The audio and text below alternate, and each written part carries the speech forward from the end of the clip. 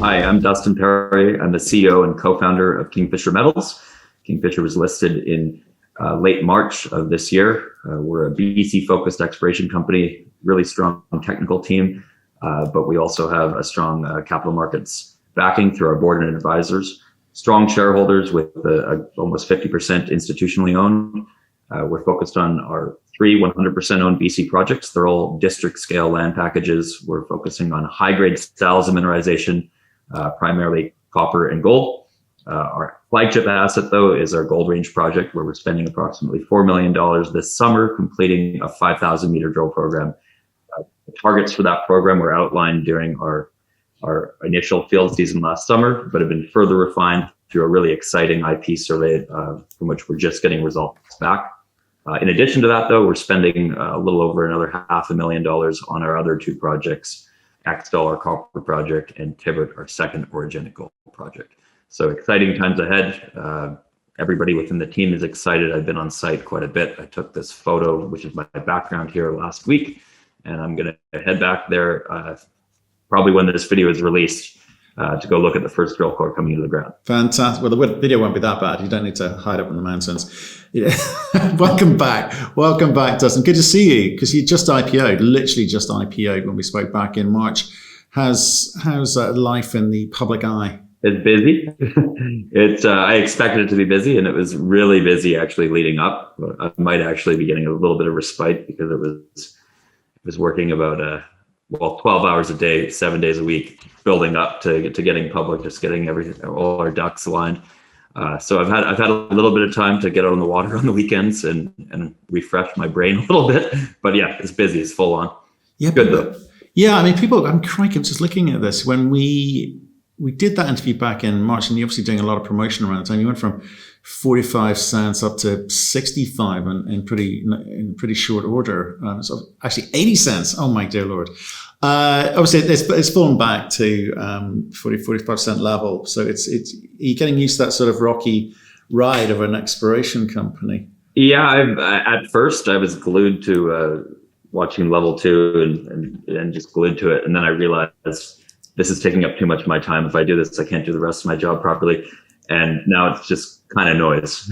Yeah. I'm focused on the task at hand, which is making a discovery, which is the only way we're going to create shareholder value. And that we're doing, and the whole team is aligned that way. And it's been a really productive field season so far. Yeah, I think that's right. Okay. You have been focused on it. We looked at a few press releases. You've been raising money. So you'd raised, I think it was about 6.5 at IPO. You've just raised another, how much? 4.6? Just shy of 4.7. We did that in, I guess that closed the first week of June. And the entirety of that financing is going into the ground this summer. Okay, fantastic. So let's lay this out, because I think you spelled it out yourself. Is your success is dependent on making a discovery. That's the name of the game. Mm-hmm. That's what you're going to get valued for. If you don't do it, then the market's not going to be too happy about it. So $4 million, what's that going to get you? So we're spending $4 million at Gold Range, and at Gold Range, we're doing a 5,000 meter first pass maiden drill program. 5,000 meters is a substantial amount of drilling for the first program ever on a project. But we like to go big and give it the proper test, because if you just put a couple holes into it, you might not test enough targets, and it might kill a project essentially. We want to give this a really good shake. That being said, though, we're focused within one smaller area within a broader, larger anomaly, which will have many future targets over the coming years, I would expect. But we're taking a really low risk approach to it. And then we're also doing exploration on other projects. Sure, but let's talk about the approach, because it's always interesting to me sort of how the strategy can make or break a company. So you're saying, right, okay, yeah, a couple of holes, you might miss, you might not recognize what you've got. So where's the confidence come from to go and say, right, $4 million straight out of the gate, 5,000 meters, let's go for it? I mean, that's pretty ballsy, right? Yeah, well, the results we've got so far prior to this field season, because we've been collecting a lot of data, and we've got an IP survey that the bulk of that data has come back now. What we had going into this season, it was a no-brainer for us. When we acquired this project prior to doing the work last summer, it was a no-brainer that it needed to be drilled, but there was no understanding of it. But just the soil anomaly that was there indicative of there being something really substantial happening there. But what we did last summer was a lot of high quality technical work in short time, with our VPX leading the charge with, as I touched on before, she had a baby in her belly for most of that. And everything we put together in the field and then reviewing it in 3D over the winter, everything checked out. A lot of the time in exploration, the whole process as a geologist is you compile multiple layers of data, and the more layers of data that they overlie each other. So say soil sampling, rock sampling, mapping, geophysics, the more layers you can get to confirm your hypothesis, the more confidence you have, and most likely the more likely you are to find something there. And everything is checked out so far, and our IP survey was the clue that really bolstered our confidence. And that we just put out some preliminary sections of that in a presentation, which was associated with the news release the other day. I'm not sure how many people saw that yet. We'll be touching on it more as we go forward here. But those results from the IP survey are very substantial and really impressive. All our advisors we talked with, so we spoke with Charlie Gregg earlier in the week. He was really impressed with the IP survey. It's indicative of there being a big system there, and it checks out exactly with what we had mapped. So I'm really happy. Okay, but tell it. Okay, most people have come on here and they talk about drill holes. You kind of been. I mean, you're just sort of starting out. You've been doing rock sampling and looking at finds, and it's all kind of that very early grunt work stage of walking the property and so forth. So what's an IP do for you? What are you looking at? How do you know? Where's the confidence come from there? So IP is a ground-based geophysical survey that shoots electricity into the ground, and then you have a receiver which receives a signal, and the properties of the rock will give off a different signal. Sulfides, metallic metals or minerals, they give off a chargeable response. They get excited by electricity, and what they do is, so within our anomaly, we're not actually seeing any rock that has sulfides in it that doesn't have gold. That's not to say it couldn't be there, but with where we're drilling, we don't see anything that would give a false positive response. Often you do get false positive responses, and people go drill a duster through a big IP anomaly. But what we've seen is everything lines up with the map mineralization on surface, and there's nothing there. All the sulfide we see at surface are gold-bearing veins or different styles of mineralization that have sulfide in it. And we see this projection into the mountain that really confirms that belief and actually looks better than what we see at surface. So yeah, we're really excited with these results, and it stretches over the entirety of where we're going to be drilling this year. Okay, so what are you going for first? Because we talked, and I will direct people to the link below to look at the previous interview where we talk about, the team, the experience, the track record, business plan strategy, and all of that. So do go and look at the link below for that. Today, I want to talk about, you've talked previously to me about, okay, it's orogenic gold system and also VMS system. You get $4 million, which I know for early stage exploration companies, it sounds like a lot, but you've got to do a lot with that to be able to get the market excited, to be able to go and raise the next batch of money at a higher valuation. So what are you focusing on, and what exactly are you doing with regards to the drilling? So the Cloud Drifter trend is our main, more de-risked advanced target on the Gold Range project. And we're putting 5,000 meters into that. But it's within the Cloud Drifter zone, which is a portion of the Cloud Drifter trend. And that's where we have our highest degree of confidence due to all the different data layers. Soil samples up to 22 grams per ton, rock samples up to almost 129 grams per ton.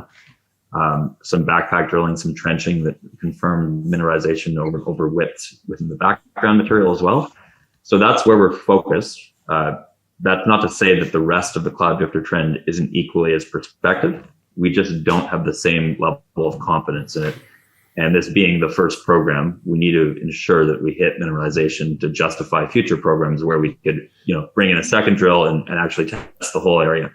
So we are taking a really conservative approach. It might look like, oh, you're spending $4 million on the first program.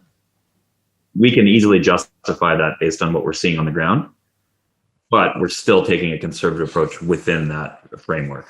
And we're also doing a lot of regional work across the project. So we've collected I think we're at about 1,500 soil samples now on regional targets. And we've got an XRF, which allows for instantaneous results, not for gold, but for all the pathfinders. And we're doing that across the project area, working up all these other targets. So what we're trying to build here is a pipeline of results on this project and having something to fall back on if this doesn't go according to plan. But we do have a high degree of confidence with this. We've got drill pads set up right above mapped zones of mineralization. So we are confident we will hit veins in drilling. It's just a matter of how it's going to hold up in a longer drill hole than it did in a backpack drill hole. It's kind of really interesting times, isn't it? Because when you're just starting out, you've got to be right more often than you're wrong. Whereas if you've been at it for a while, people will forgive you the odd duster or two. So how do you map out that certainty with increasing certainty what you go for first? Because you kind of need headlines. You need good headlines, and you need good drill data to actually, do the proper geo work and do that in the right way. But sometimes people do things the right way, and it just doesn't get the market excited. So, what is the fallback plan if you don't hit what you expect to hit? Well, that's one of the reasons why we are focused within one part of this anomaly and one part of this project. We do have other targets within the anomaly within the project. For example, the day trip zone is a zone we found last year, and we have completed IP over it so far.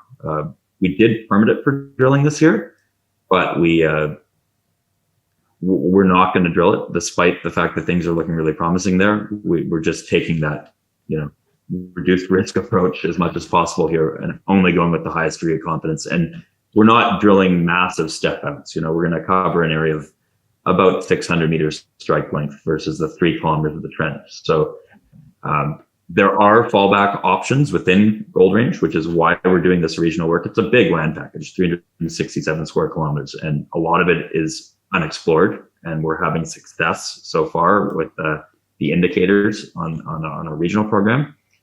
But the key idea for this program was, get the meters in the ground to see if there is a system there, which we're very confident there is, but also have a bunch of contingencies so we could regroup and come back at it. And then in addition to that, we are also advancing our XSTAL project, which will be permitted for next year. We're doing gravity geophysical surveys, which is, as I talked about, you need all these different layers to check out. That's the final layer we need for our most exciting drill targets there. And then at Tibbert, we're doing the early stage work to narrow us in for focus surveys like what we did last year at Gold Range. So there's a lot of moving parts here, a lot of wheels in motion, but everything is going according to plan so far. And we've got a really solid technical team with quite a few people on board permanently on full time. So we are able to handle this, and everybody's just really excited. They're all great projects. Yeah, and you said you're heading back out yourself. Yeah, and you've been a few times already. I mean, how many times have you been up there? So I've been 3 times so far. Okay. I've just been going Monday to Friday. I can get there. I can leave early on a Monday, get there in the afternoon, and then come back on a Friday or maybe on a Saturday. And I've done that 3 times so far, and I will be going back again on Monday. And then I'll do another trip a few weeks later, then have a bit of a break in August to kind of get back to this type of stuff, and then go again at the end of August, and that will probably be it. But we do have we've set up everything really well with the cloud so that we can get real-time data from our field crew. So we get daily updates with all the data that's been collected that day, all the new results from the XRF, and we'll be getting core photos, logs. We can view it instantaneously. So we can do a lot from the office while taking calls and doing everything else that needs to be done to keep this company going. Perfect. And so obviously with this new money that's come in, you're sitting on how much cash today? We're around 9 million. Okay, so you give them money. And the drill season is from when till when? So the drill just got put on site over the last couple of days. They're drilling right now. And so this is the July 8th, just for whenever this video goes out, July 8th, they're definitely drilling. And I think it will be around 60 days, given the 5,000 meters. We are in a position to increase that program if we want to, because you could drill until the end of October. I'm not putting any guarantees on that. And if we don't extend the program, that doesn't mean that results aren't looking good. There's a lot of variables here.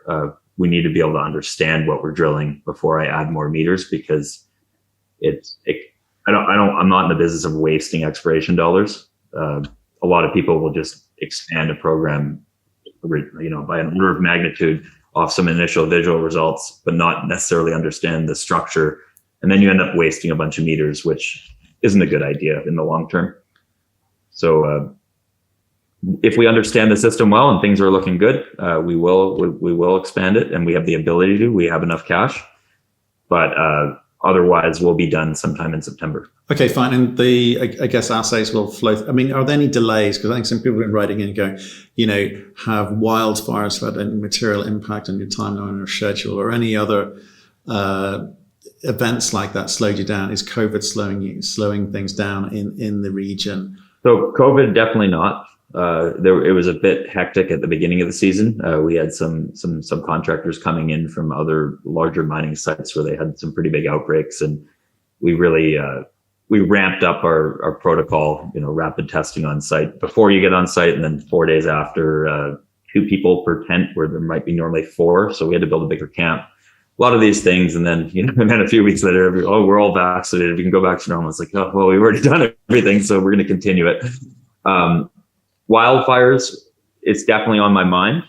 We have not been affected yet. It is affecting the helicopter situation, so that is a potential risk. We're doing our best to manage it, but ultimately that could be the one thing that's out of our control.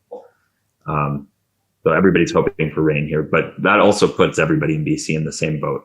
So if the apocalypse comes, then all the helicopters get pulled off every site, right, and the bush gets shut down. Okay. So hopefully that doesn't happen. The BC Fire Service is a really, really strong group, and they are doing a good job so far. But that is a potential risk. Okay, so Dustin, this is a quick call to say, right, you're about to start drilling, or you've just started drilling, which is great news. So there's a heads up on that front. And when can people expect to start seeing results from you? Yeah, so on assay results, I just spoke with the lab this week, and they said right now the turnaround time is 21 days. So say it's maybe a month from shipping it, given you got to ship it down there. I presume that will change a little bit as everybody starts sending their samples into the lab, but I think it will be better than last year. Based on our chats over the winter, they've added night shift and weekend shift, which I assumed would have been standard before. We drill on night shift, but it does seem like it will be a little better in that regards. And I don't think wildfires would affect that portion of a program. Okay. So I think the first results would be in likely sometime in August, late August, perhaps. And we will try to rush samples if possible too, because this is the business of having results and having news. So the sooner we can get news out, the better. Okay, brilliant. Well, thanks for the heads up. Stay in touch. I want to see how you get on with that drilling. Exciting times. You're excited. We're excited. So look forward to speaking to you soon. Sounds good. Look forward to it as well.